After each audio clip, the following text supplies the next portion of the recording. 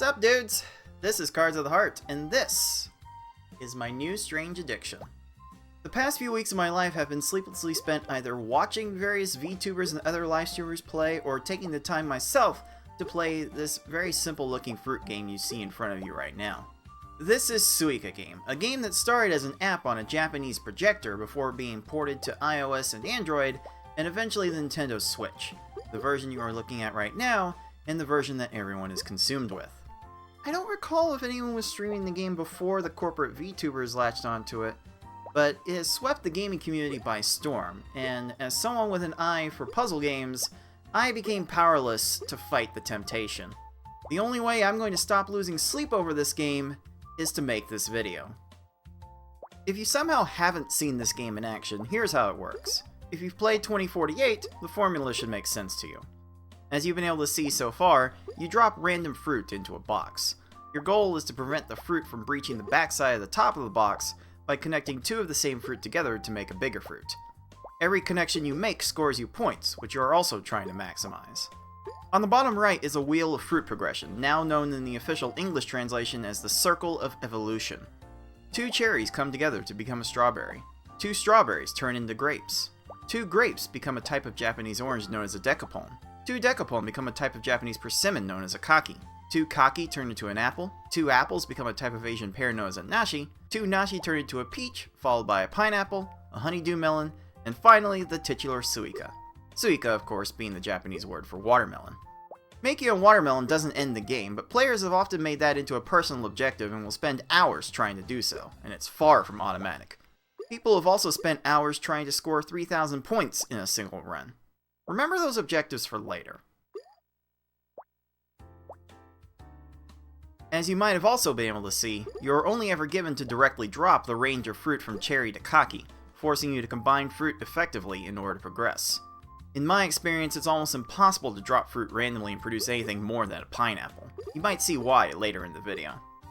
Honestly, you can really get lost in the minutiae of trying to drop fruit in the optimal places. I often find the most success in following these two principles when in doubt. 1. Drop larger fruit in the middle, and smaller fruit on the edges.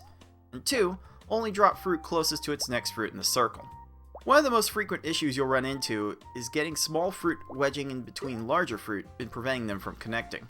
If you can help not dropping a cherry or strawberry in between two larger fruit, you'll probably end up better off. It's easier said than done, however, because the physics take a fair bit of time to get used to. Not only do connecting fruit cause a reaction that can make nearby fruit move from one side of the box to the other, or completely out of the box altogether if it's light enough, but not all of the fruit are perfectly circular either. Good luck getting anything to wedge against the wall on top of anything smaller than a kaki. By the way, dropping fruit on the right edge of the box will drop smoothly straight down. Dropping from the left edge will make the fruit bounce a little bit to the right, making it a lot more difficult to nestle anything against the left wall. In a perfect world, you would want a formation like I had in this run on the left side, with a sort of serpentine direction of progression from one fruit to the next. It keeps the fruit very compact and gives you a lot of room to pretty much dump unwanted fruit, and just like that, the chain reaction of the connecting fruit made one peach drop onto the other and made the pineapples come together to form the honeydew. At this point, I suppose I could talk about the circumstances of this specific run, since this was designed to be a very casual game. I mean, it was originally made for a projector, for crying out loud. And by now, I've probably explained everything I'm going to learn from playing this game at this time. If nothing else, I'm making the video in this fashion to get myself reacquainted with how the game works whenever I decide to play it again. Let me know in the comments if you want to see me play this game live. I was not in the headspace to do a live stream while I recorded my play of this game. At the time of this recording, I had already spent 16 hours with the game and decided that I had lost enough sleep to these fruits and listened enough to the 3-minute loop that comprises the game's normal soundtrack to finally bring closure to what I was trying to do, which you will see towards the end of this video. This is actually what I would consider my first serious attempt to get a high score, and if the nashi above the apple above the kaki and decapone are any indication, this is not looking good, dudes. I have to decide between building towards the nashi on the left or the apple on the right. This doesn't give me a good place to drop any cherries or strawberries now, does it? I think my only hope here was to turn the nashi into a pineapple, but with the fruits on the bottom having no chance connecting to anything in the face of this honeydew, I don't have much room to create a nashi on top of this peach, and the cherry is preventing the apples from touching. Again, a very common scenario you will inevitably run into just from the sheer randomness of the fruit you get to drop. At least the Switch version gives you a look at the next fruit you're going to get. The Android version will not give you that luxury. I think the best I can do here is build an apple between the nashi and peach in the middle, and make a place for a kaki next to it so I can get to the pineapple. As long as I can get a pineapple to touch the honeydew, I still have a chance to make the watermelon, even if the space for a second pineapple on the right looks very limited.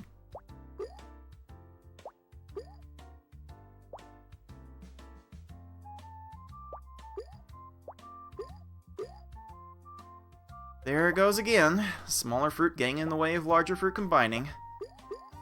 Honestly, the strawberry falling down there worried me more than anything else.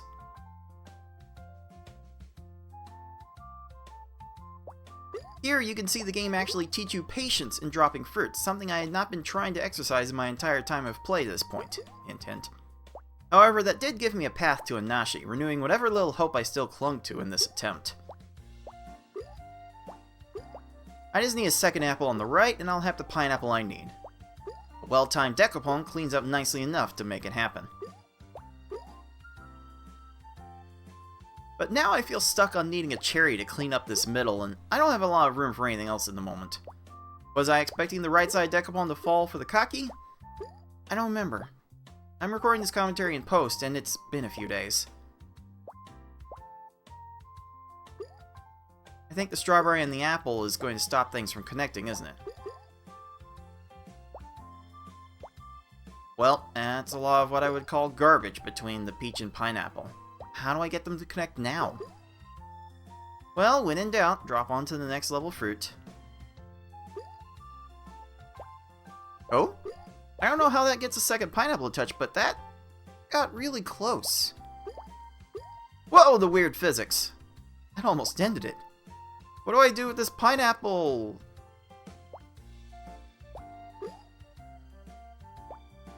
I have room for the decapone, I guess? Okay, way on the left. Push the pineapple. Push! Push! Alright, that's one way to get a watermelon, I guess.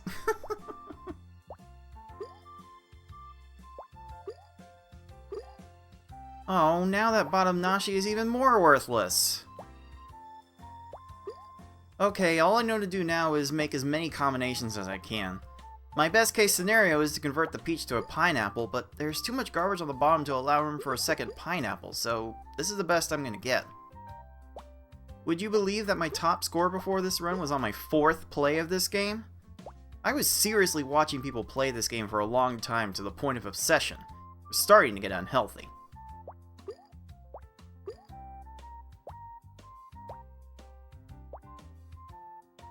By this point, my playing habits were starting to get unhealthy, if I'm being frank. Oh, there's some quick thinking to get that apple.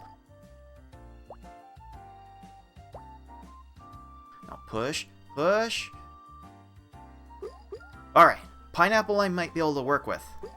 As I was about to say, I was starting to develop a very unhealthy obsession with this game.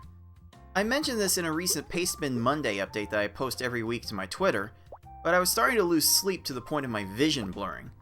Even to recording this commentary, I don't think I've fully recovered. I do not recommend anyone playing a video game to that level of obsession, dudes.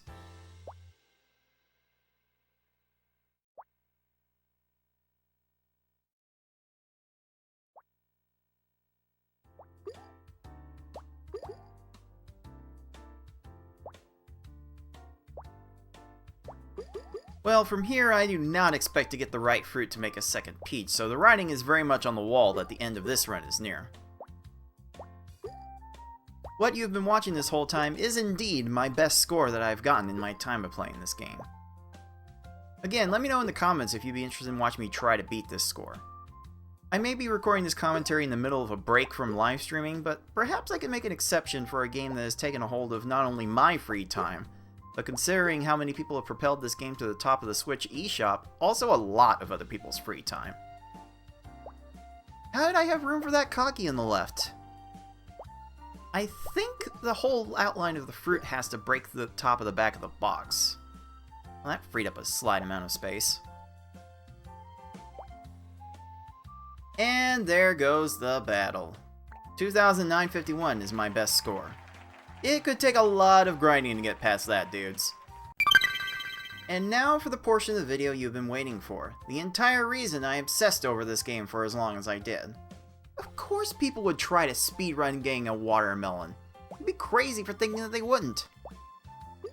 There is one thing I have failed to mention about the mechanics of this game that ends up being critical in trying to speedrun this game. One of the factors that any speedrunner worth their weight in salt will try to assess in approaching a new speedrun for the first time is how much is actually within the player's control.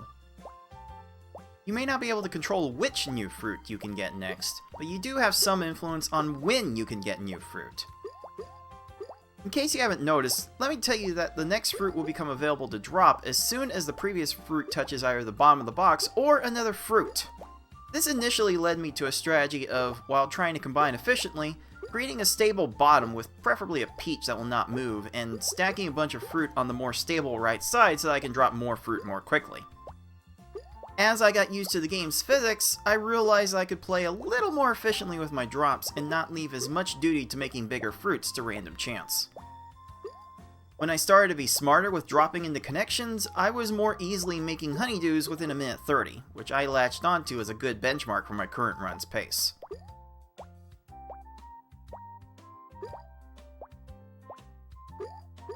Fortunately, I was able to get enough weight onto the left side here to push the nashi together and make a honeydew at around 115.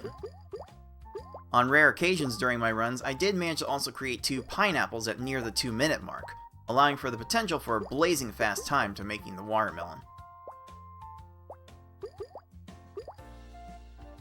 I was worried about burying a kaki under an apple, but when that fear subsided, I just wanted the left 2 nashi to touch by putting weight on them.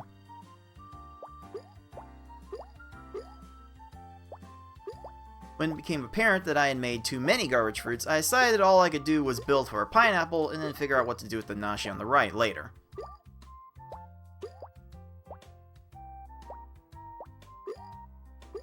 So much indecision with that strawberry. I think I wanted another apple next to the nashi, which the kaki drop gave the second apple enough momentum to fall into place for. And there's the orange between the peaches again. Does this sound familiar to you? Boy, did I luck out with the right fruits to make that nashi. Otherwise, I wasn't sure how I was going to fix it. I ended up placing a strawberry next to the right side peach so that I could get a grape combination when I made the pineapple. It was a bit of a Hail Mary to clean up garbage. Now my last hope is to get the right fruit to make 2 apples next to the nashi and give momentum to the peaches going left to fall into the pineapple. That apple bouncing away did not help. That kaki sure did though! Cherry, please! Is that gonna get in the way? Wait on the right! Wait on the right! Wait, this'll make an apple push-up! Time! That should not have worked, dudes. I was running a timer at the time and managed to stop it at 2 minutes 55 seconds. Truth be told, it wasn't my first completed time, but it was my first completed time under 3 minutes. So I decided to call it good there before my brain went even more loony. Would you believe that's good enough for second place? And yeah, that is the Smash Pro. After a run like that, there's really only one thing left to do. Try and beat my score. After all, there is a 3,000 point RTA category on the leaderboard that, at the time of me recording this commentary, is completely empty. I'm certain that anyone good enough and persistent enough could get a 3,000 point run under 5 minutes. With that in mind, why not go for a run that gets a watermelon and gets 3,000 points as fast as I can? I wish I had thought that far ahead. Well, I'm speeding up the rest of the footage because nothing else came of this run. Feel like trying this out, dude? Fortunately, the game has since been made available on the US eShop, with an English translation no less, so you don't have to go through near as many hoops as I did to check this out for yourself. It's about $3. I think it was worth it. And before I go, how about a little blooper from my many attempts at getting a good watermelon run, because this will be hard to believe unless you see it for yourself. Yep, there goes another category for the leaderboard.